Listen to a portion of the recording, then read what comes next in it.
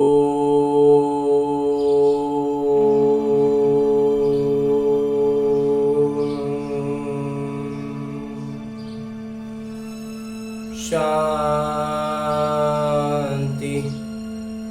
ओम शांति। बाबा बाबा ओम शांति।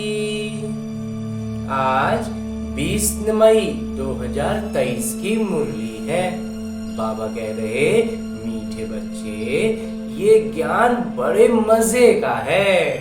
तुम हर एक अपने लिए कमाई करते हो। बड़े मजे का ज्ञान है ये। इसमें हर एक अपने लिए कमाई करते हैं। तुम्हें और किसी का भी ख्याल नहीं करना है। अपनी इस देह तक को भूल जाओ और कमाई में लग जाना है। जैसे लौकिक कमाई में पूरा सब कुछ सुध बुध खो के एकदम बिल्कुल तन मन धन से लग जाते हैं, वैसे ही इस कमाई में लगना है। आगे बाबा प्रश्न पूछ रहे हैं कि अविनाशी कमाई करने की विधि क्या है और इस कमाई से वंचित कौन रह जाता है। उत्तर बतलाते हैं मेरे बाबा कि यह अविनाशी कमाई करने के लिए रात को वह अमृत बेले जागकर बाबा को याद करते रहो। विचार सागर मंथन करो। कमाई में कभी उबासी या नींद नहीं आती। जब कमाई होगा ना तो फिर उबासी और नींद नहीं आएगी। तुम चलते फिरते भी बाबा की याद में रहो तो हर एक क्षण कमाई है। तुम्हें स्वतंत्र रूप से अपने लिए कमाई करनी है। जो उस विनाशी कमाई के लोभ में ज्यादा जाते वह इस कमाई से वंचित हो जाते हैं। गीत है, जाग सजनिया जाग। ओम शांति। बच्चों ने गीत सुना। बुद्धि में बैठा।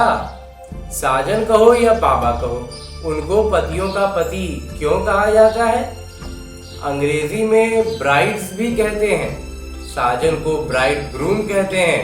वो है निराकारी साजन। यहाँ साकारी साजन की कोई बात ही नहीं है। निराकारी साजन को भी सजनी जरूर चाहिए, नहीं तो निराकार साजन भी सजनी बगैर रचना कैसे रचे। बच्चे जानते हैं कि वह निराकार किस सजनी द्वारा रचना रचते हैं। वह परमपिता परमात्मा इनमें प्रवेश कर सभी को जगा रहे हैं। बरोबर नवयुग अर्थात सतयुग सचखंड में जाने के लिए हम यहाँ आए हैं। पुराना युग कहा जाता है कलयुग को। तो तुम बच्चों को अनुभव हो रहा है कि हम सब यहाँ आए हैं ज्ञान सागर के पास तरोताजा होने के लिए, सम्मुख धारणा के लिए। बच्चों को सम्मुख जितना मजा आता है उतना सेंटर्स पर नहीं।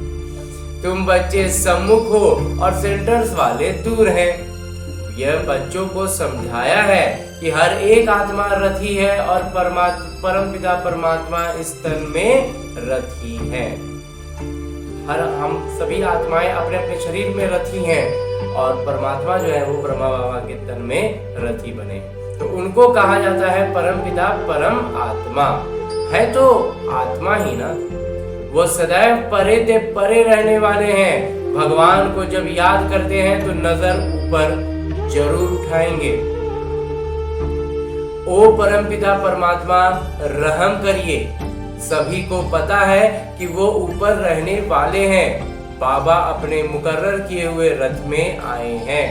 कहते हैं, मैं कल्प कल्प इसमें रथी हूँ क्योंकि इस ब्रह्मा रथ द्वारा ब्राह्मण कुल स्थापन करता हूँ। अगर श्री कृष्ण के तन में आए तो फिर दैवी कुल हो जाए, सतयुग हो जाए। तो श्री कृष्ण का शरीर सतयुग में होता है। बच्चे समझते हैं हमको बेहद के पिता बैठ तीनों कालों का ज्ञान दे त्रिकाल दर्शी बना रहे हैं। नाटक के आदि मध्य अंत का ज्ञान दे रहे हैं। जो घड़ी बीत चुकी वह हूबहू रिपीट होगी। जैसे लक्ष्मी नारायण का राज्य था फिर रिपीट होगा। क्राइस्ट को भी अपना किरदार रिपीट करना है। फिर उसी नाम रूप देश काल में आने वाले हैं। बाबा कहते हैं मैं भी अपना निराकार रूप बदलकर साकार रूप में आया हूँ। जरूर मनुष्य तन में आएंगे तब तो सुनाएंगे। सुनाने के लिए कोई तो आधार चाहिए, क्योंकि हम आत्माएं खुद को शरीर मान रहे हैं, तो शरीर के माध्यम से ही तो बाबा हम तक पहुंचेंगे। शास्त्रों में तो कच्छ मच्छ अवतार लिख दिया है। सर्वव्यापी के ज्ञान से समझते हैं कि वह सब में प्रवेश करते हैं। सर्वव्यापी कहने के कारण ही तो ऐसा सोचते हैं कि कच्छ मच्छ सब में भगवान है। अब बाबा स्वयं कहते हैं सजनिया मैं आया हूँ तुमको जगाने, नई दुनिया स्थापन करने। जो सतयुग था वो अब रिपीट होगा, अब नवयुग आने वाला है। दुनिया समझती है नवयुग आने में अभी 40,000 वर्ष पड़े हैं। ये मनुष्यों की बड़ी भूल है। अभी बच्चे निश्चय बुद्धि हो गए हैं। दुनिया वालों के लिए जरूर नया ज्ञान है। जो बच्चे बाबा के बन गए उनको तो निश्चय हो गया है, लेकिन जो दुनिया बाहरी दुनिया में है, जो ज्ञान में नहीं है, उनके लिए तो अभी सब बातें नहीं है। सतयुग में देवी देवता होंगे और धर्मों का तो पता भी नहीं रहेगा। अभी और सब पुराने धर्म है, और जितना भी पुराना धर्म है सब है, सिर्फ देवी देवता धर्म ही लुप्त हो गया है। नया देवी देवता धर्म गुम हो गया है, फिर अब उस नए धर्म की स्थापना होती है। अब बाबा कहते हैं यही नया धर्म हो गया, क्योंकि बाकी सब तो पुराने हो गए। तो देवताओं के कुछ ना कुछ चित्र हैं। समझते हैं सतयुग में बरोबर राज्य करते थे। वहां तुमको ये पता ही नहीं रहेगा कि लक्ष्मी नारायण के बाद कोई राम का राज्य आने वाला है। जो कुछ होता जाएगा तुम देखते जाएंगे, जैसे जैसे होते जाएगा बस देखते जाएंगे। फिर कहेंगे एडवर्ड दी फर्स्ट सेकंड। पीछे वालों को ये मालूम रहेगा कि फर्स्ट सेकंड एडवर्ड होकर गए हैं। पहले फिर कब कहें होंगे, आगे फिर कब होंगे, फिर दोबारा ये कब होंगे ये नहीं जानेंगे। तो इसके पहले फर्स्ट आए थे, सेकंड आए थे, ये जानते रहेंगे, लेकिन वो फिर कब आएंगे ये नहीं जानेंगे। तो नाटक का किरदार उभरता रहेगा, नए नए किरदार आते जाएंगे। तो नाटक की ज्ञान बाबा ही समझाते हैं। वह भक्ति मार्ग की तीर्थ यात्रा बिल्कुल ही न्यारी है। ये है ज्ञान, बाबा और वर्षे को याद करना। यही है ज्ञान की बाबा को याद करना है और वर्षे को याद करना है। अभी तुम जानते हो कि सतयुग में इतना समय राज्य होगा, फिर त्रेता में राम सीता राज्य करेंगे। बच्चों को सीन सिनरियां देखने में आती हैं। तुमने 84 जन्म पूरे किए, ये बुद्धि में है। ये है नई ज्ञान। बाबा कहते हैं मैं कल्प के संगम युग पर आता हूँ। इस संगम पर परमपिता परमात्मा रथी बने हैं। हम रथी आत्मा को वापस ले जाने के लिए, और हम सब भी क्या है अपने अपने शरीर के रथी हैं। तो अपने को आत्मा समझना है। तुम बच्चे घड़ी घड़ी भूल जाते हो। हम आत्माओं ने 84 जन्मों का किरदार निभाया है।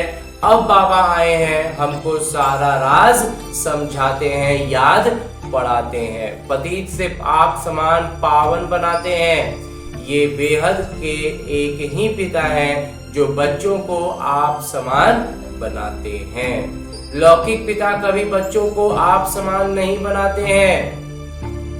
एक ही पिता के बच्चे कोई कारपेंटर होंगे तो कोई सर्जन तो कोई इंजीनियर होंगे। यहाँ ऐसा नहीं है। यहाँ तुम सभी मनुष्य से देवता बनते हो। तुम बैरिस्टर सर्जन आदि नहीं बनते हो। तुम जानते हो कि परमपिता परमात्मा हमको पढ़ाते हैं, जिससे हम पढ़कर सो देवी देवता बनते हैं। ऐसे विद्यालय कहीं भी नहीं देखा होगा जो सब कहें कि हम सो देवी देवता पद पाने के लिए पढ़ रहे हैं। दिन प्रतिदिन वृद्धि होती रहती है। फिर मकान भी वृद्धि को पाते जाएंगे। बच्चों का प्रभाव निकलेगा तो बहुत बुलाएंगे। यहाँ आकर हमको मनुष्य से देवता बनाने का राजयोग सिखलाइए। बहुत वृद्धि होती जाएगी। बाबा फिर भी बच्चों को कहते हैं रात को अथवा अमृत बेले जागो। इसमें बहुत कमाई है। मनुष्य जो बहुत कमाई करने के शौकीन होते हैं, उनको रात को भी ग्राहक मिल जाते हैं तो जागते हैं। मनुष्य को संपत्ति 24 घंटे मिल जाए तो अपनी नींद को भी मिटा दें। कमाई में फिर नींद नहीं आती, कमाई नहीं होती तो फिर उबासी नींद आ जाती है। कमाई में बहुत खुशी होती है, तो पैसे बढ़ाने का ही मनुष्य प्रयत्न करते हैं कि हम सब सुखी रहें। बाकी पेट तो एक पाव रोटी ही मांगता है। पेट के लिए, शरीर की जरूरत के लिए तो बहुत बहुत मतलब न्यूनतम भोजन और धन की आवश्यकता है, लेकिन कमाई बढ़ते जाए तो लोग उसमें व्यस्त होते जाते हैं, कमाई बढ़ाते जाते हैं, लौकिक धन के पीछे दौड़ते जाते हैं। बाबा कह रहे हैं इस अलौकिक धन को कमाने में लगना है, और वहीं जो नींद जब लौकिक कमाई में छोड़ते थे तो इसमें भी छूट जाएगा। तुम बच्चों को इस दुनिया में ममत्व नहीं रखना है, ज्यादा लोभ में भी नहीं जाना है, उसमें भी बुद्धि योग भागता है, फिर अविनाशी कमाई से वंचित हो जाते हैं। जहाँ लौकिक कमाई के पीछे दौड़े तो अविनाशी कमाई से वंचित हो जाएंगे। नहीं तो इस कमाई का बहुत ख्याल रखना है, मुख्य ख्याल हमें इस कमाई का रखना है। तुम्हारी कमाई क्षण दर क्षण है, हर क्षण हम ये अलौकिक कमाई कर सकते हैं। फिर अगर चलते फिरते बाबा को याद करो तो बहुत भारी कमाई है। और कमाइयां ऐसे चलते फिरते होती हैं क्या? इसके लिए तो बैठना पड़ता है।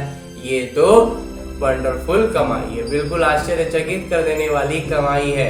स्वतंत्र अपने लिए कमाई करते हो, और इसमें ये भी है कि इस कमाई में फिर किसी को बटेगा नहीं, जितना कमाएंगे वो एकदम निज तौर पर हमारा होगा। लौकिक पिता जो होते हैं वो बच्चों का ख्याल रहता है, बच्चे सुखी रहें, खाते रहें, इसमें बाल बच्चों का ख्याल नहीं रहता। अपने लिए 21 जन्मों की कमाई करें। कैसे मजे का ज्ञान है ये, ज्ञान कैसा मजे का है। सिर्फ अपने लिए कमाई करना है और 21 जन्मों तक के लिए करना है। हर एक बच्चे को अपने लिए कमाई करनी है। बाल बच्चे, मित्र संबंधियों को भी याद नहीं करना है, अपने देह को भी याद नहीं करना है, अपना देह तक को भूल जाना है। बाबा को भले इस देह में आना पड़ता है, परंतु है तो देही अभिमानी यानी आत्म अभिमानी। तो इस समय देह में आते हैं, आकर तुम आत्माओं को ज्ञान देते हैं अथवा सहज कमाई का रास्ता बताते हैं। अगर तुम अभ्यास करते रहो तो बहुत कमाई कर सकते हो। बाबा भी अभ्यास करते हैं, बाबा को याद करें तो आदत पड़ जाती है। अभ्यास करते रहेंगे तो धीरे धीरे ऐसी आदत पड़ जाएगी कि हर बात में सबसे पहले बाबा। अपने को भूल शिव बाबा याद रहते हैं, क्योंकि शिव बाबा की इसमें प्रवेशता है। ये बाबा समझाते हैं कि मैं ब्रह्मांड का मालिक हूँ। लौकिक पिता के बच्चे को रहता है ना कि हम अपने बाबा की मिल्कियत के हकदार हैं, तो इस ब्रह्मा बाबा को भी रहता है कि हम ब्रह्मांड के मालिक हैं। बाबा की प्रवेशता है ना, तो यह नशा रहता है कि हम ब्रह्मांड के मालिक हैं, प्रॉपर्टी का भी मालिक हूँ। शिव बाबा खुद तो विश्व का मालिक नहीं बनते हैं, तो मैं ब्रह्मांड का मालिक तो विश्व का भी मालिक बनता हूँ। बाबा सिर्फ ब्रह्मांड के मालिक हैं, तुम भी विश्व के मालिक बनते हो ना। राजा चाहे प्रजा समझते हैं हम विश्व के मालिक हैं, जान गए हैं कि हम विश्व के मालिक हैं। चाहे फिर उस साम्राज्य के प्रजा ही क्यों ना हो, लेकिन रहेंगे तब भी विश्व के मालिक। यह समझने से भी खुशी का पारा चढ़ा रहेगा। गाया हुआ भी है कि अतीन्द्रिय सुख पूछना हो तो गोपियों से पूछो। गोपी वल्लभ के गोपियों से पूछो, ऐसे नहीं कि गोपी वल्लभ से पूछो। वल्लभ बाबा को कहा जाता है, तो वल्लभ यानी बाबा को तो विश्व के मालिक बने का सुख पाना ही नहीं है। बाबा कितना ऊंचा उठाते हैं, हमें देते हैं ला करके।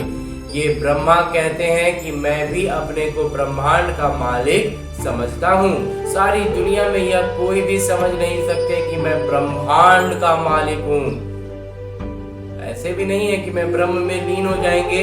कहीं ब्रह्म में लीन होना और कहाँ ब्रह्मांड का मालिक बनना, बहुत फर्क है। एक हुआ कि ब्रह्म में जाके लीन हो जाना और एक हुआ कि ब्रह्मांड का मालिक बन जाना। दोनों में तो बहुत फर्क है ना। तुम जानते हो बाबा हमको विश्व का मालिक बनाते हैं। खुद बाबा कहते हैं कि जागो सजनिया, खुद बाबा कहते हैं जागो सजनिया। मैं हर एक बात तुमको नहीं समझाता हूँ, हर एक बात बाबा की बिल्कुल नहीं होती है।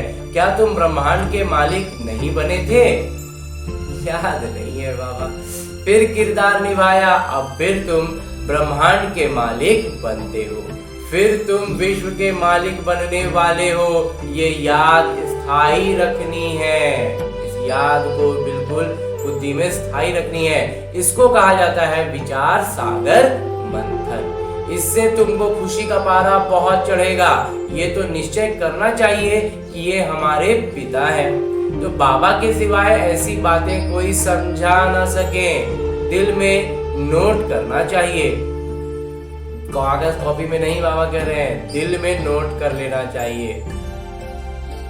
यहाँ नोट्स लेते हैं स्मृति में रखने के लिए, फिर यह काम नहीं आएंगे। बैरिस्टर के पास तो बहुत किताब रहते हैं, शरीर छूटा और सब खत्म। पता नहीं दूसरे जन्म में क्या बनेंगे, और अगर दोबारा बैरिस्टर बनेंगे भी तो फिर से उतनी पढ़ाई पढ़नी पड़ेगी। तो तुम बच्चों की तो एक ही पढ़ाई है, और तुम जानते हो कि स्वयं ब्रह्मांड के मालिक पिता हमको ब्रह्मांड और विश्व का मालिक बनाते हैं। फिर भी खुशी का पारा क्यों नहीं चढ़ता?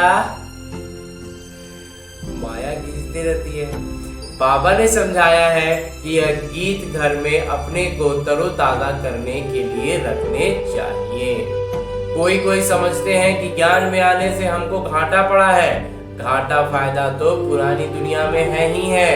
आज कोई वजीर है और किसी ने शूट किया तो खलास।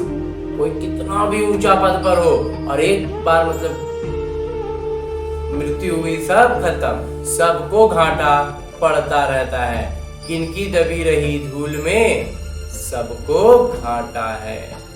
तो सिर्फ तुम बच्चों को सदाकाल के लिए फायदा है, भविष्य में और वर्तमान मीठा फल तो बाबा देते ही हैं। तो सो भी 21 जन्मों के लिए। तो बाकी सारी दुनिया है घाटे में। ये सब है रुण्य के पानी मिसल, मृग तृष्णा समान। किसी को भी मालूम नहीं कि ये सब मिट्टी में मिल जाना है। सब कब्र दाखिल भस्मीभूत हुए पड़े हैं। तुम ये सब कुछ जानते हो। तुम्हारे में भी जो बहुत होशियार है उनको मालूम है कि ये दुनिया जैसे भंभोर है, सब कब्र दाखिल हो जाएंगे। यादव कौरव सब कब्र दाखिल हुए थे ना।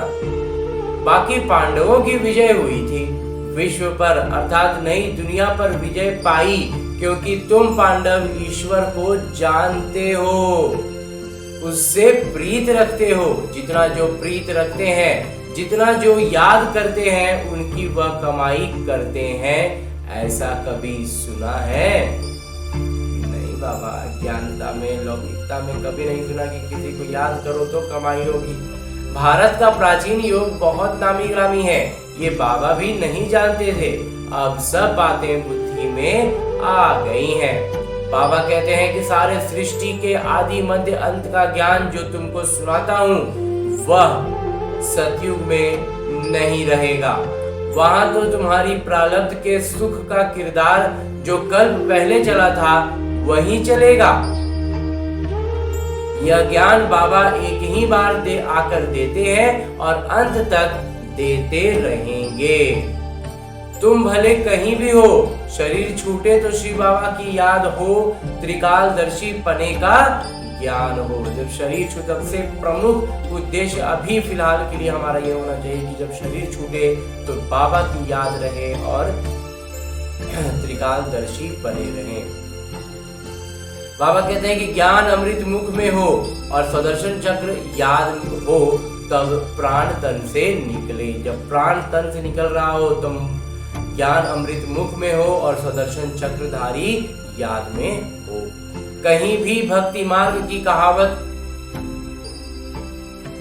कहीं वो भक्ति मार्ग की कहावत है ना कि कहीं या ज्ञान की बातें। मनुष्य जब मरने पर होते हैं तो हाथ में माला देते हैं, कहते हैं राम राम कहो तो सदगति हो जाएगी। परंतु राम कौन है, कहाँ है, कोई जानते नहीं। और जीवन भर जो काम किया नहीं, अंत में माला पकड़ने से राम की याद नहीं आएगी। कोई राम को, कोई हनुमान को याद करते हैं, अनेकों को याद करना है, इसको भक्ति कहा जाता है। कहीं एक को याद कर रहे हैं तो फिर वो भक्ति हो गई, और वो भी व्यभिचारी भक्ति।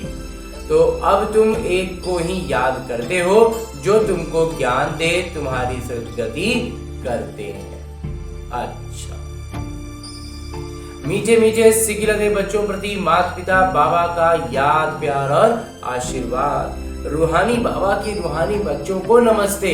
हम रूहानी बच्चों की ओर से रूहानी बाबा को याद प्यार और प्रणाम। धन्यवाद बाबा, धन्यवाद। मुरली के लिए भी धन्यवाद, और इस अनूठे अलौकिक ब्राह्मण जीवन के लिए भी बहुत बहुत बहुत धन्यवाद। धारणा है कि स्थायी खुशी में रहने के लिए विचार सागर मंथन करना है, नशे में रहना है कि हम ब्रह्मांड और विश्व के मालिक बनने वाले हैं। एक बाबा से सच्ची प्रीत रथ कमाई करनी है। हम आत्मा इस देह में रथी हैं, रथी समझ देही अभिमानी यानी आत्म अभिमानी बनने का अभ्यास करना है। और अंत में और आगे बाबा वरदान दे रहे हैं। वरदान देते हुए मेरे बाबा कहते हैं कि नए ते नए, ऊंचे ते ऊंचे संकल्प द्वारा नई दुनिया की झलक दिखाने वाले श्रेष्ठ आत्मा भव। नया दिन, नई रात तो सब कहते हैं, लेकिन आप श्रेष्ठ आत्माओं को का हर एक क्षण, हर संकल्प नए ते नया, ऊंचे ते ऊंचा, अच्छे ते अच्छा रहे तो चारों ओर से नई दुनिया की झलक देखने की आवाज फैलेगी और नई दुनिया के आने की तैयारी में जुट जाएंगे। तो जैसे स्थापना के आदि में स्वप्न और साक्षात्कार की लीला विशेष रही, ऐसे अंत में भी यही लीला प्रत्यक्षता करने के निमित्त बनेगी। और अंत में स्लोगन है, मुरली का उपदेश है कि माया जीत बनना है तो एक बाबा को ही अपना कंपेनियन, अपना साथी बनाओ और उसी की कंपनी में रहो, उसी की संगत में रहो। अन्य कोई भी संग में जाने की जरूरत नहीं है, सिर्फ एक बाबा के संग में रहना है तो हम हो जाएंगे माया जीत। हर बात में बाबा से बातें होंगी। और आज की मुरली के बाद आज के लिए बाबा के अव्यक्त इशारे हैं कि अपनी शुभ भावना, श्रेष्ठ कामना, श्रेष्ठ वृत्ति, श्रेष्ठ वाइब्रेशन द्वारा किसी भी स्थान पर रहते हुए मनसा द्वारा अनेक आत्माओं की सेवा कर सकते हो। और इसकी विधि है लाइट हाउस, माइट हाउस बनना। कहीं भी रहें, अपनी कामनाओं द्वारा, वृत्ति द्वारा सेवा आराम से कर सकते हैं। इसमें स्थूल साधन, मौका व समय का समस्या नहीं है कि हमको मौका नहीं मिला, हमको साधन नहीं मिला। सिर्फ लाइट माइट से संपन्न बनने की आवश्यकता है, और जिसके लिए सिर्फ बाबा चाहिए और हम आत्मा चाहिए, मैं और मेरा बाबा। अच्छा, ओम शांति बाबा।